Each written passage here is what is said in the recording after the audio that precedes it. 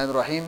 Class first year chemistry में हमारा chapter है केमिकल इक्विलिब्रियम और केमिकल इक्विलिब्रियम में आज ये तीसरा लेक्चर है जिसमें हम मुख्तलिफ़ किस्म के इक्विलिब्रियम कांस्टेंट्स को पढ़ते हैं। तो हमारे पास चार किस्म के इक्विलिब्रियम कांस्टेंट्स हैं जिनको हम अपने प्रीवियस लेक्चर्स में डिस्कस कर चुके हैं। एक है equilibrium constant in terms of molar concentration, दूसरा है equilibrium constant in terms of partial pressure, तीसरा है equilibrium constant in terms of mole fraction और चौथा है equilibrium constant in terms of mole, number of moles. तो वो सारी उनके इक्वेशंस हम लिख चुके हैं अपने प्रीवियस लेक्चर में।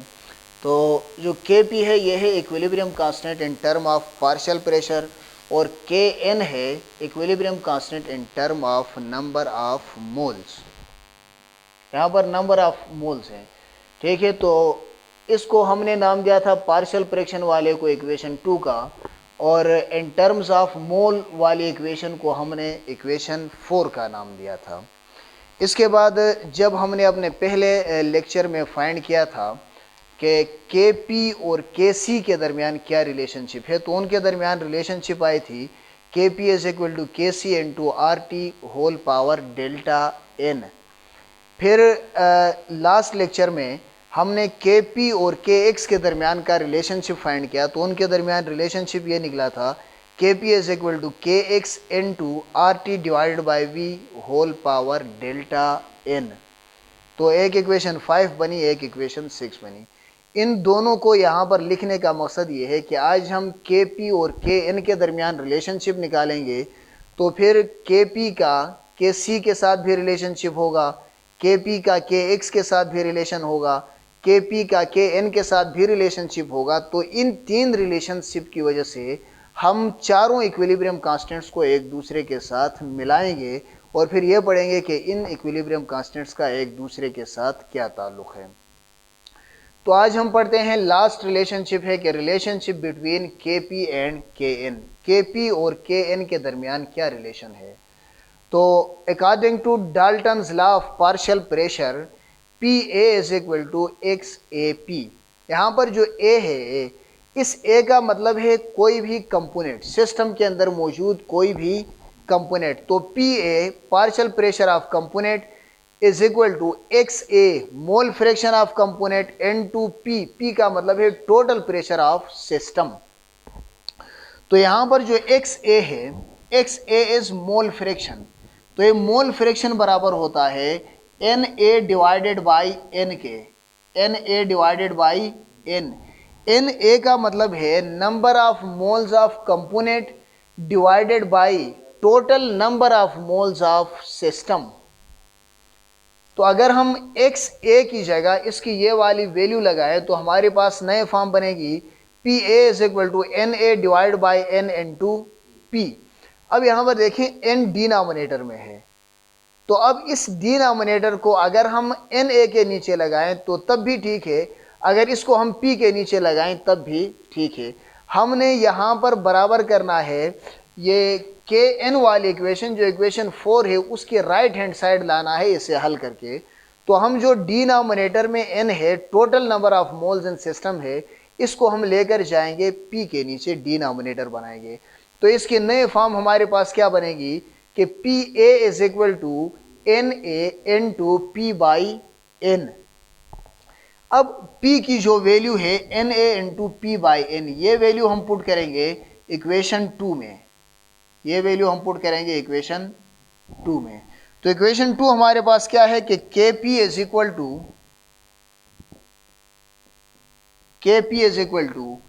Pc whole power C। यहाँ पर जो C है इससे मुराद है एक कंपोनेंट, और ऊपर जो C लगा हुआ है एक्सपोनेंट में, इसका मतलब है नंबर ऑफ मोल्स। तो यहाँ पर देखें A लिखा हुआ है, A भी कंपोनेंट है, यहाँ पर C भी कंपोनेंट है, लेकिन इस फार्मूले में A से मुराद हरगिज A नहीं है, इससे मुराद कोई भी कंपोनेंट हो सकता है। तो चूंकि यहाँ पर कंपोनेंट हमारे पास C है, इसलिए हम यहाँ पर C के हवाले से लिखेंगे।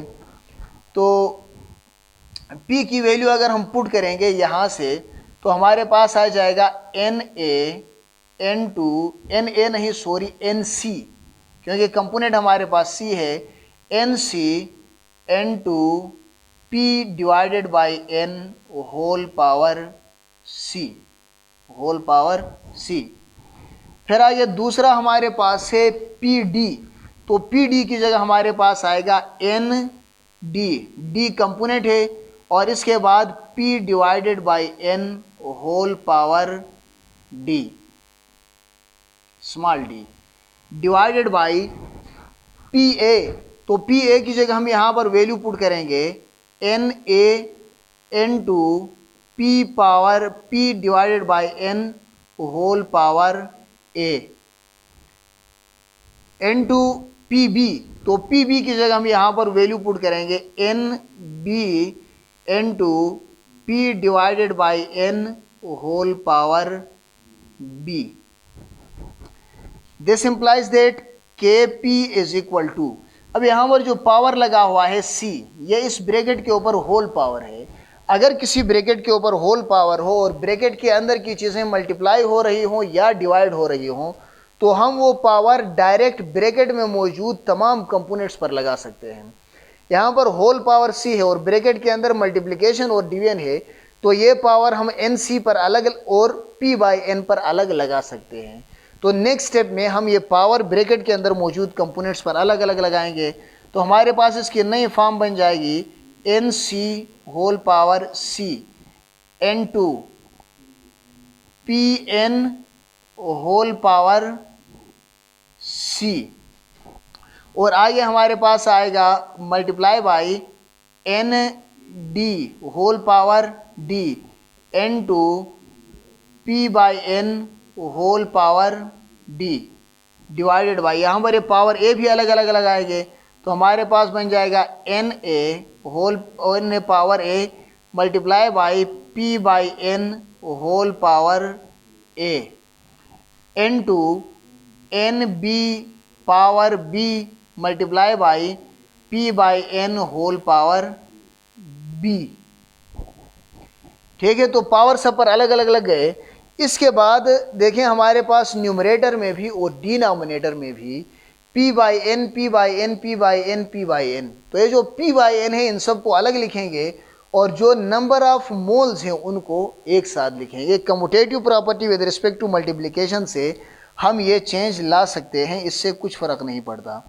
तो this implies that K P is equal to N C whole power C N to N D power D, ये एक साथ आ गए।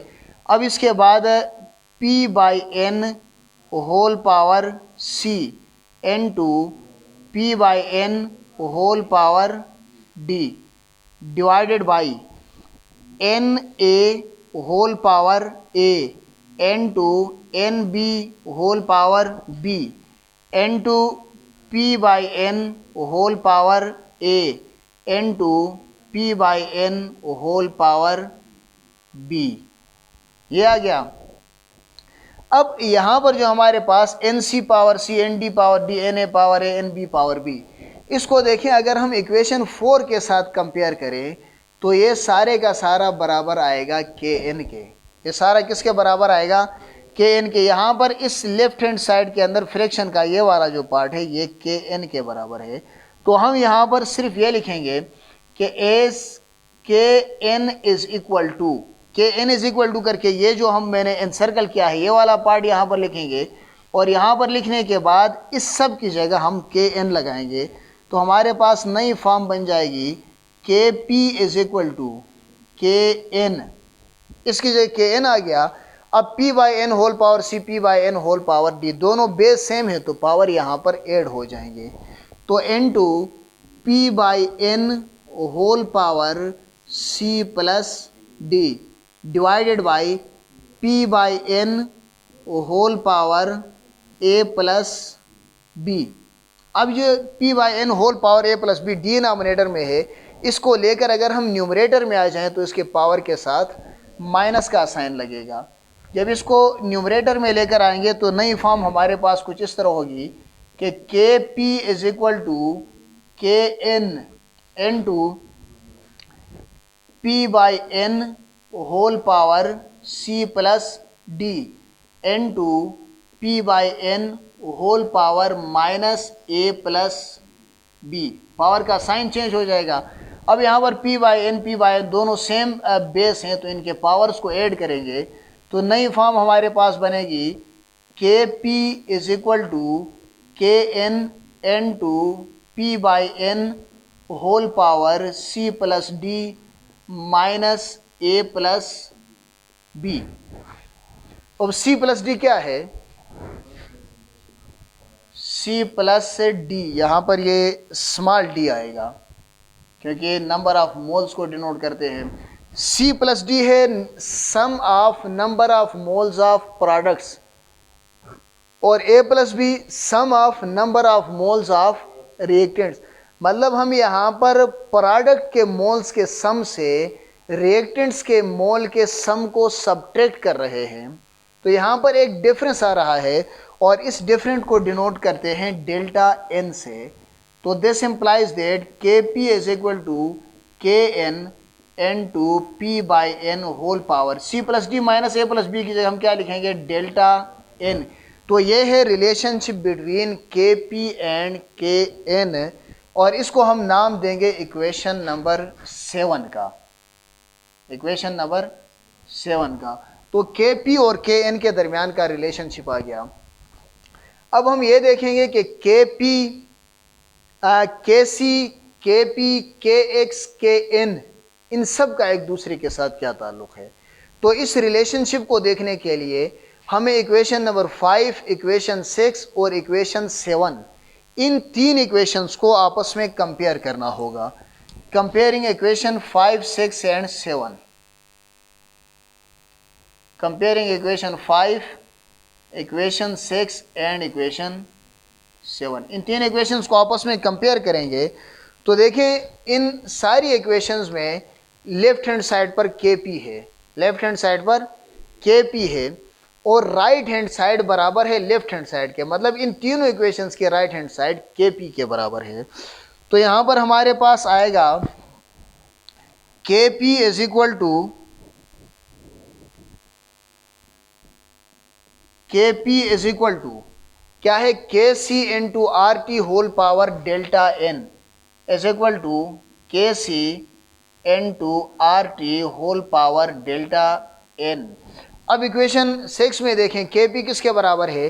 के X into R T divided by V whole power delta N is equal to K X into R T divided by V whole power delta N is equal to, अब equation number 7 में देखें K P किसके बराबर है? K N N to P by N whole power delta N. तो ये इन चारों का आपस में रिलेशन हो गया। 4 किस्म के इक्विलिब्रियम कांस्टेंट थे, वो एक दूसरे के साथ इस तरीके से रिलेट करते हैं, इनका आपस में रिलेशनशिप इस तरह है। अब एक सूरत ऐसी है कि उसमें के पी, के सी, के एक्स और के एन ये सब एक दूसरे के बराबर हो जाते हैं। अब वो क्या है? फॉर एग्जांपल मैं यहाँ पर एक रिएक्शन लिख रहा हूँ, वो रिएक्शन है H2 plus I2, H2 plus I2 gives 2HI। यहाँ पर रिएक्टेंट्स के मोल कितने हैं? 2। यहाँ पर देखें कोफिशिएंट 1, यहाँ पर कोफिशिएंट 1, तो 1 + 1 2, और यहाँ पर भी कितने हैं? 2। देखें प्रोडक्ट्स के मोल और रिएक्टेंट्स के मोल्स बराबर हैं, 2 मोल प्रोडक्ट में हैं और 2 मोल रिएक्टेंट्स में हैं। तो कोई भी ऐसा रिएक्शन जिसमें रिएक्टेंट्स के मोल और प्रोडक्ट्स के मोल बराबर हों, तो उस केस में के पी, के सी, के एक्स और के एन ये सब एक दूसरे के बराबर हो जाते हैं। देखें कैसे बराबर हो जाते हैं कि K P is equal to K C N to R T whole power delta N. तो डेल्टा एन किसके बराबर है? Sum of number of mole in product minus sum of number of mole in reactants. तो product में number of mole कितने हैं? 2, और reactant में नंबर ऑफ मोल 2। तो डेल्टा एन किसके बराबर आएगा? 2 - 2 के, और 2 - 2 बराबर होता है 0 के, पावर 0। इसके अलावा K X N to R T divided by V, delta N किसके बराबर है?